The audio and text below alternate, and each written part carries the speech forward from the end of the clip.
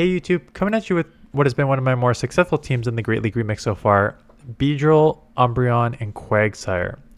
So basically, I don't know if I forget if I start with Umbreon or BEEDRILL, but BEEDRILL is a really nice sort of anti-fighter, being poison and bug double resisting that, but it has a lot of problems with the main meta that is still around.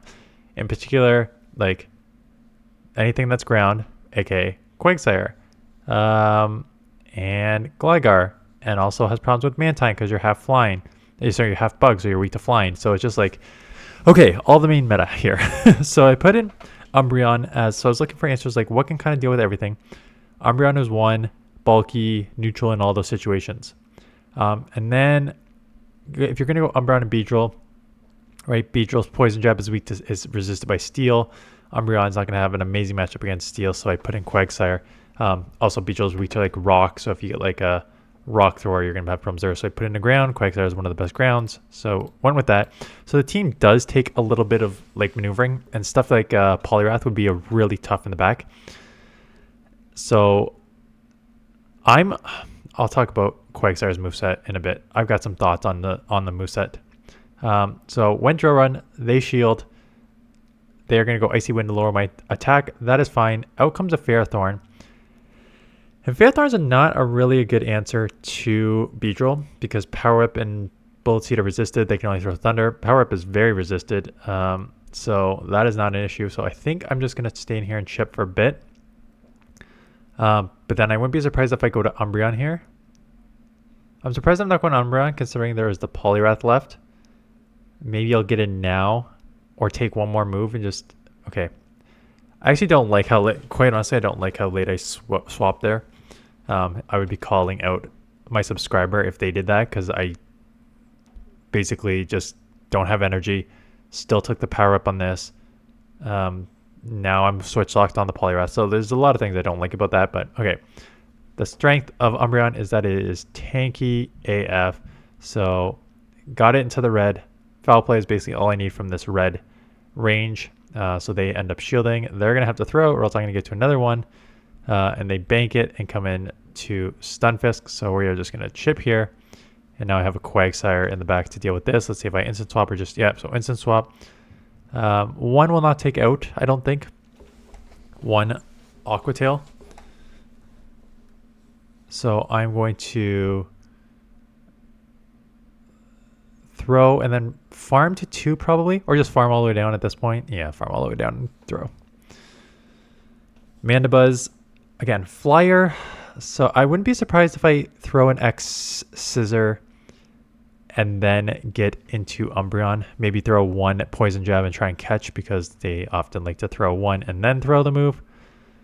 As so, I will go over that in my catching video probably mid-August because I need a couple bank videos because I'm going to wait for like 5 days. So I will bank that in August. And there is your Steel. So Umbreon will chip here, but these Focus Blasts are going to hurt. Actually, one Focus Blast does not take out, so I would not be surprised if they go Zap Cannon first and then Focus Blast second.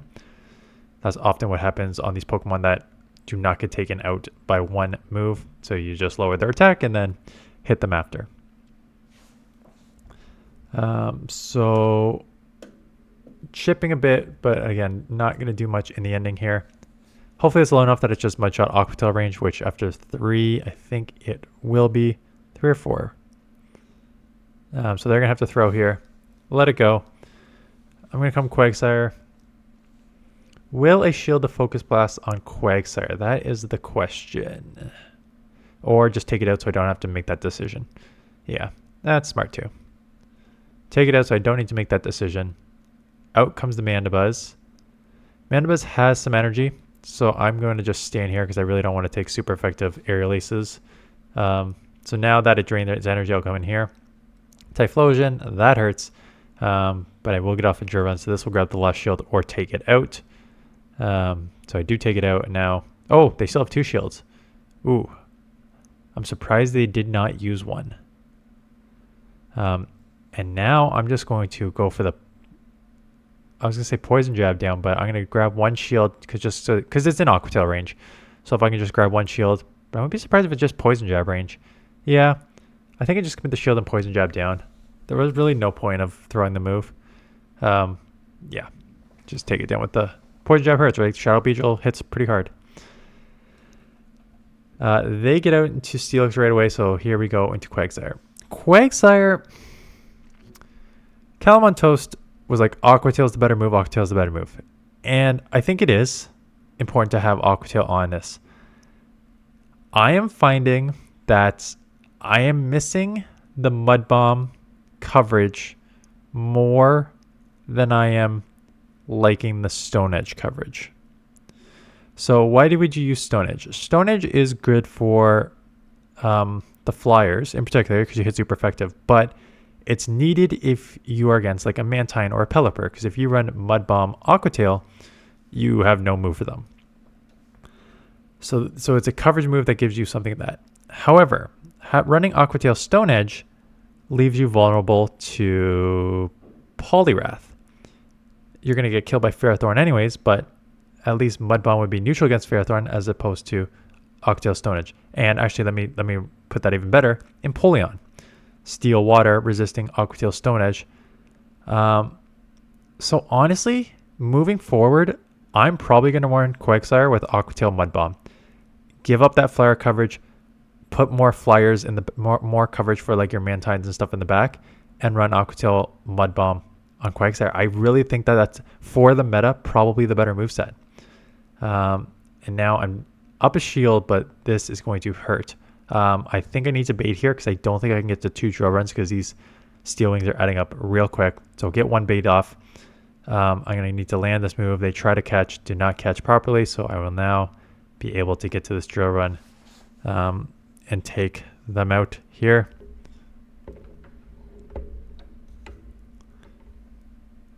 Beedrill into Jellicent. So again, not a good lead. Umbreon is a good, but they're probably going to have an answer. Not the best answer, but an answer. Sorry, I'm just playing with my microphone cord here.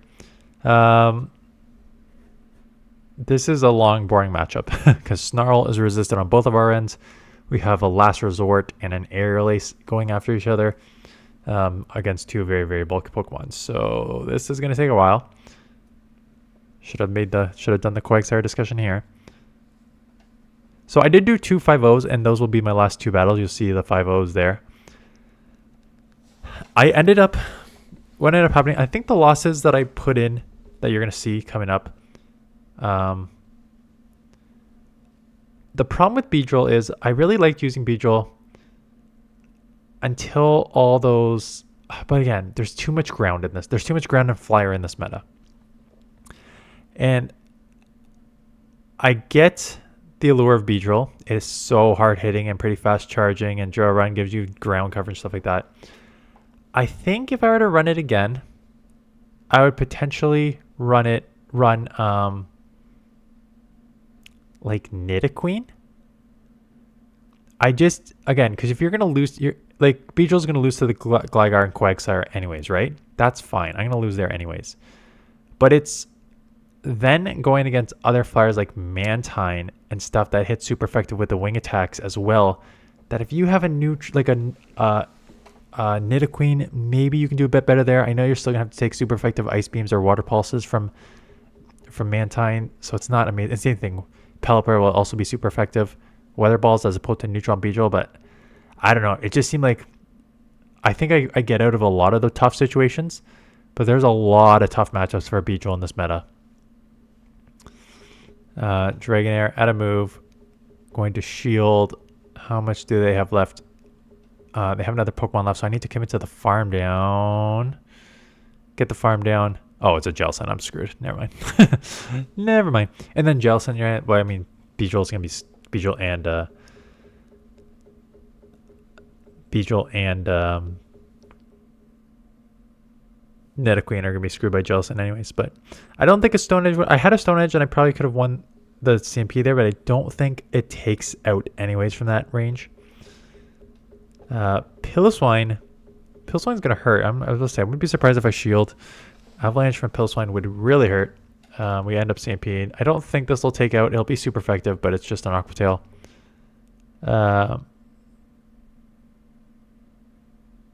So Aqua Tail is a community move, isn't it? Aquatail is a community move, and people are going to call me out on it for not putting it in properly.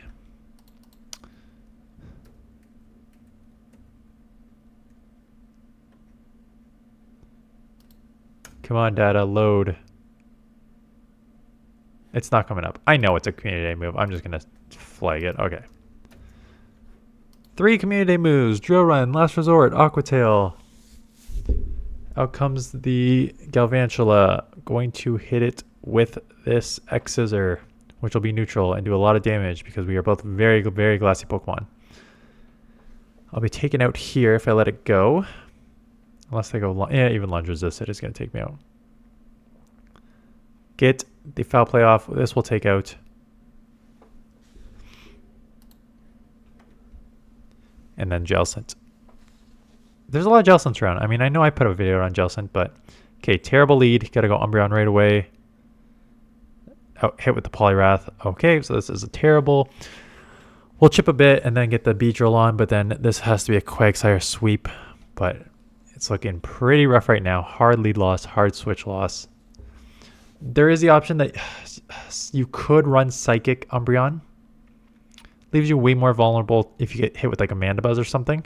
But if you want coverage for Poliwrath, you can run Psychic, which is also a community move. You know, you need the XLs, or you need community Pokemon, or you need Shadow Pokemon.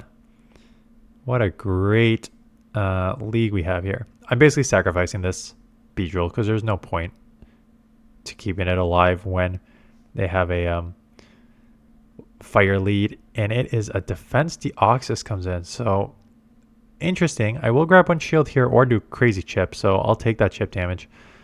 Gotta worry about the Psycho Boost now. Is basically the only thing I need to worry about. I'm just going Aquatail. I don't know if a Stone Edge takes out, but 2 Aquatail I know will take out, and I get the 1 shield, so I will definitely shield this back. So I'm not worried about movesets from Typhlosion, and now Typhlosion needs to come in and is just going to eat a fully loaded Quagsire here. They shield. I'm probably going to shield. If it's Blast Burn, I'm definitely shielding. Yeah. Shadow on Shadow, I'm already at like 50%. It's just a Thunder Punch. Are they always at that range? Did I just not count? You know. Get the Aquatail off. Psycho Boost will hurt. I don't know if it takes out. It does not. So now I can definitely get to a Stone Edge to take them out here.